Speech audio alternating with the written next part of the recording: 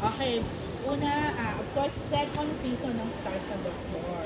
Ah, so, kumusta and how do you feel na ito, you're into second season? Kay Coach Jay and of course, kay Alden muna kasi, bago sa River. Para sa akin po, sinabi ko rin naman na so super blessed po ako kasi hindi ko inakala talaga, kahit season 1 pa lang, hindi ko inakala na mapapasama ako sa ganito. And then ngayon, na nagkaroon ng season 2, pwede ko nga isipin na baka hindi na ako ma-invite ulit. So, kumbaga may mga ganun eh. Pero, kumbaga yun nga eh, kumbaga super blessed ako kasi yung tiwala na binibigay sa akin, medyo ako mismo sa sarili ko, wala akong ganung tiwala. Pero, pinagpipray ko na lang palagi na magampanan ko ng maayos yung responsibilidad na binibigay sa akin. Of course, kay Alden at the host. Yes, tita. Number one po kasi, Stars on the Floor was, like what I've said, an original concept of GMA. And right now kasi parang you'll never really know what will work until you do it. So, but I think the show really stood for itself, and the support that we got from our audience, yung nagbigay ng rason for us to be able to be granted the second season. So, super blessed po yung last show namin and last year. And right now po, parang we're just very excited because nabigyan ulit kami ng pagkakataon na makapagbigay ng opportunity to highlight the art of dance again. And right now, with the collaboration, kasi before po, dance collab to with celebrity dance stars and TikTok dance stars, social media dance stars, and then ngayon po, celebrity dance stars naman with the P-pop idols. So yun po ang collab natin for this season. Okay. So then, sorry pa, although you're the host, hindi ka ba minsan naiinggit o gusto ko din sumayaw? Alam mo tita, dito kasi noon, pag nakakanood po ako ng magagaling na performances, nakaka-intimidate siyang panoorin kasi at one point sasabihin ko na hindi ko naman kayang magawa yan kasi ang mga palong-palong dancer lang yung pwedeng maka-execute. But with this show, since it really opened my eyes to a different meaning po pagdating sa pagsasayaw. Kaya parang mas namomotivate akong makapagsayaw ng kagaya nila more than being intimidated with the craft. Kaya kung napansin niyo po with the past season that we had, nagkaroon po ako at least 2 showcase yata doon sa opening, and then at one point nag-showcase yung Dance Authority and the host as well. Kasi we wanted to show our audience that our objective with the show and our goal with the show is aligned with one another. Gusto namin ma-highlight yung sayaw, gusto namin makapag-highlight ng mga iba-ibang dancers from different sectors of our industry. And right now kasi palaki na siya ng palaki, marami na tayong pwedeng kunin. And nakakapag-launch tayo ng bagong talent para mapanood ng mga tao. Last na po. So, kay Raver, of course. Raver, so ikaw ang bago dito sa Stars on the Floor. So, you're once the... Yes po. Well, unang-una sa lahat, sobrang happy ako na may season 2. Kasi nga, sabi nga ni... Unang-una sa lahat, sobrang happy ko na may season 2 ang Stars on the Floor. Kasi bilang isang mananayaw, hinahanap namin yung mga ganitong klaseng show eh. And ito yung inaabangan, well lang lahat naman. Kahit ako hindi porket yung kapatid ko nandun yung season 1, inaabangan ko talaga yung show.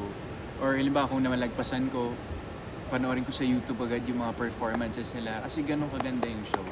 And hindi lang yung mga sumali ang malulupit, pati yung mga Dance Authority and pati si Alden. Kasi kagaya nga nasabi niya, sino-showcase lahat ng tao dito yung lengguwahe ng pagsasayaw.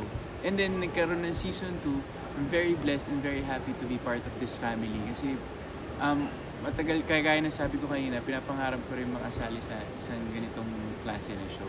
Whether contestant man or kung ano, or basta as a dancer, ba't hindi mo papangarapin yun, di ba? And now na nandito ako ngayon, very thankful, very happy na kasama ko na sila. And ayun, looking forward ako sa showcase na ipapakita nung this time kasi bago naman, kagaya ng sabi ni Alden last season.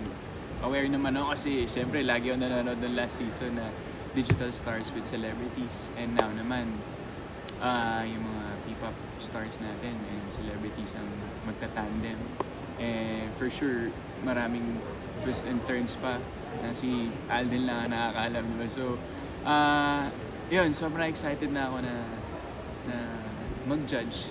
I'm very happy that you do. Yes, sobrang yun. Sobrang happy siya.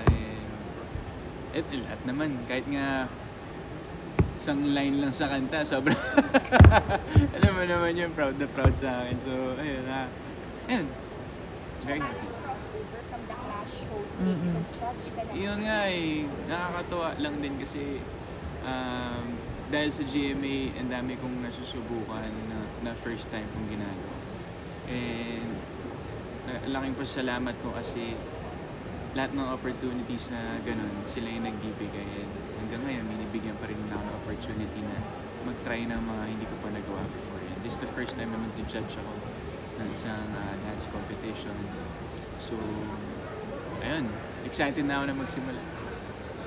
Ang atin na bakit yung mga P-pop idols makakasama natin. So Yes. ba, sino ba yung mga, ano ba ang SB19? Nako!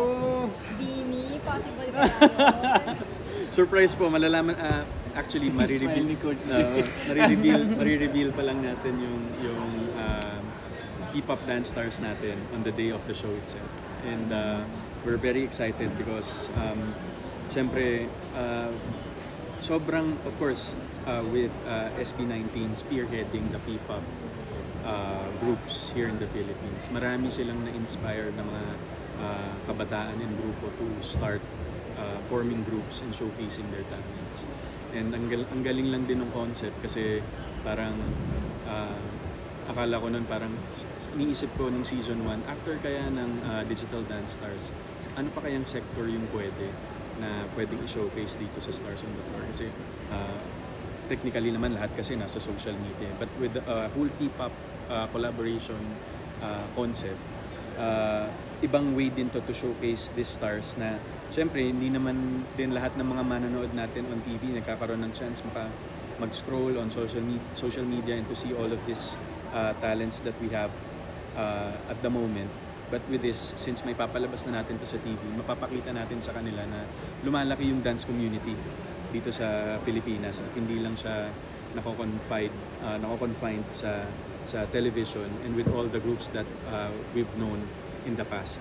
Kasi every day, every of our lives, may nabubuong grupo, may mga bago tayong pwedeng maka-collaborate and para ma-highlight din natin sila at the same time and give highlight to the art of dancing. Pair pa rin? Or parang group na yung dance? So ngayon po, of course, right now we're still in the concept of the pairs. So ang mga bago lang natin ma-incorporate dito is hindi pa, like during season 1, nag-start naman sila as nagra-round robin yung pairs to see the chemistry of each dance, yung mga magkaka-collab sa sayaw para makita yung potential, what works, what doesn't work. And this show is all about discovery din kasi as they go along with different partners, they discover different skills and things na nagagawa nila together. So after such time, we're also gonna be incorporating na bago dun sa final showcase, pwedeng mang-agaw ng partners. So each dance members, each dance star duos has a chance to choose kung sino yung gusto nila makaka-partner. Depende sa ranking nila sa leaderboard because we don't have any eliminations in Stars on the Floor. So, yes po. So, medyo din yung incorporation ng drama natin dito kasi syempre nakasanayan na nila yung tandem nila and then eventually magkakaroon ng kailangan nilang magpalit and pumili ng ibang makaka-partner until the day of the final dance show. Walang agawan last time. Walang agawan. na. So dito may agawan. May agawan po. Yes. Hashtag agawan pa lang ngayon. Collab agawan. Yun ang tawag namin. Kaya Coach Jay, yung P-pop idols, yung mga ano yung mga hahanapin mo as a judge?